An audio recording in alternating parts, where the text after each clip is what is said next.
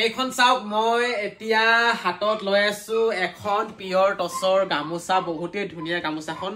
মাজে মাজে গুণা আছে আৰু ফুলটো ইমানেই বেছি ধুনীয়া আৰু কোৱালিটি বুলি ক'বলৈ গ'লে একদম বেষ্ট কোৱালিটি বুলি ক'ব লাগিব কোৱালিটিত আপোনালোকে অকমান কমপ্লেইন কৰিবলগীয়া একো নেপাবই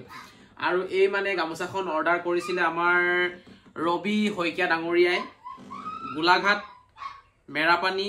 হাপেখাতিৰ পৰা সেইকাৰণে এটা পেকিং ভিডিঅ' এনে বনাই দিছো আৰু দেখিছেনে খুব ধুনীয়া আৰু তেও আমাক কৈছে যে ভালকে চাই পঠিয়াই দিব যাতে একো বেয়া নোলায় বুলি আসলতে আমি যিমান পাৰো খুব ধুনীয়াকে চাই পঠিয়াই দিও যাতে